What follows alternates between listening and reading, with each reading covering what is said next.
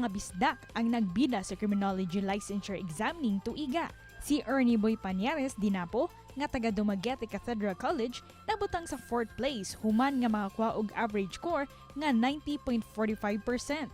Samtang si Thad Kendrick Pacifico Tuliao nga taga University of Cebu nabutang sa ikalimang pwesto human makakuha og average score nga 90.40%. Ug karong buntaga atong ilaylahon ang duha ug makaton kita sa ilang istorya sa pagpaningkamot dinhi lang sa GMA Regional TV Live. Malasi kita sa istorya sa 4th placer and 5th placer sa Baguhay lang gipahigayon nga criminologist licensure examination. We have this morning Thad Kendrick Tuliao and Ernie Boy Dinapo. Maayong buntag kaninyo Thad ug Ernie ug welcome dinhi sa GMA Regional TV Live. Maayong buntag Ma'am Cecil and sa viewers sa GMA Regional TV Live. Maayong buntag po, Ma'am Cecil, o sa atong mga viewers sa Regional TV Live. Maayong buntag sa tanan. Maayong buntag. And first of all, congratulations for being part of the top 10 sa CLE. Can you share to us your experiences during the exam?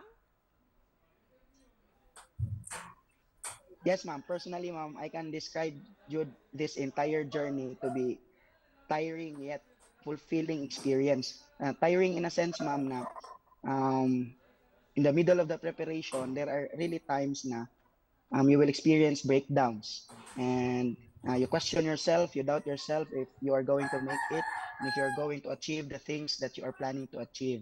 And fulfilling in a sense, this is the part where it is, I consider the most rewarding part. Kailangan daghang mga sacrifices, struggles, kailangan mo siya malampasan kay labi na sa during the review pa ka kay layo man na ang review center kailangan na mo mag-boarding house and thankful food ko kay na ako yung mga classmates nga nakauban ako sa boarding house and tabang-tabangan na mo ang gastos pod kay hindi ko malikayan nga magka-shortage labi na sa financial matter. You mentioned about your struggles ug mga sacrifices ninyong duha. Unsa tong mga preparations ninyo before the exam? Yes, me ma'am, my preparation is at first I make sure to myself that I want to be clear with my goal since the beginning is to top the board exam. And after sticking with my goal, after devising or creating my goal, I devise a concrete plan in order to achieve that goal.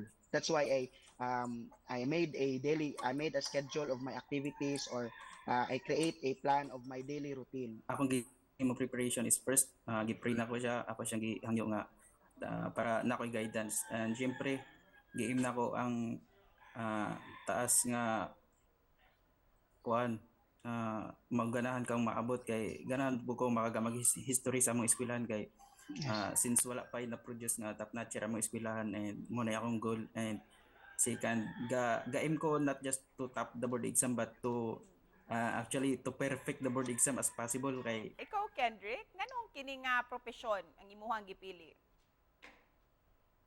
Yes, ma'am. Ever since bata pa ko, I was really hooked into criminal investigations about criminal law, about how to solve crimes, and I was part of different organizations since I was just a child. Gusto ko motabang dyan sa tao and make a difference in the community. I was also inspired by my lolo, who was also in the service as well, and also by my mother. Ikaw Ernie, unsay tips nga imong mahatag sa mga aspiring nga masama kaninyo? pray sa Ginoo kay bisag kung sa imong buhaton pagulay guidance sa taas hindi na niya iyatag sa imo unsa may mahitabo mapasar ka pasalamat ka pag dili mo pasalamat ra gyapon kay ang Ginoo rin nakahibalo kung wa ka kapasar karon pero napaday mas better nga ihatag sa imo nga basig dili pa karong panahon na. O karon nga nakapasar na mo ug nagtop pagayod ka mo sa exam, unsa nay mga plano ninyong duha?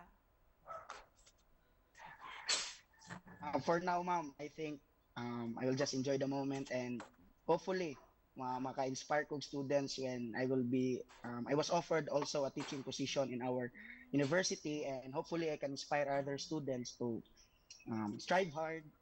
Same thing sa ako ma'am na offer sa ako og kana teaching position and labi na sa among review center, and hopefully maka-inspire pa ko daghang students. Ug isip pa na po, so say mensahe ninyo para sa ato ang mga kapuso nga nagtan-aw karon. My message lang sa mga viewers and also especially to mga aspiring criminologists, aspiring top-notchers na always prepare. Be diligent with your preparation. Prepare your body physically, mentally, and spiritually. Because board exam for me, ma'am, is not just a test of your intelligence. It is a measure of how well you have prepared for the board examination. Sa ako ma'am, akong ikabilin ra sa atong mga viewers sa GMA Regional TV Live is the theory of determinism, which it states that everything has sufficient causes or reason. So kung unsa may mahitabo sa board exam, na siya hinungdan kung gihatag sa imo or dili, ay ang Ginoo rin nakaibalo kung unsay mas maayo para kanimo og sa isaktong panahon.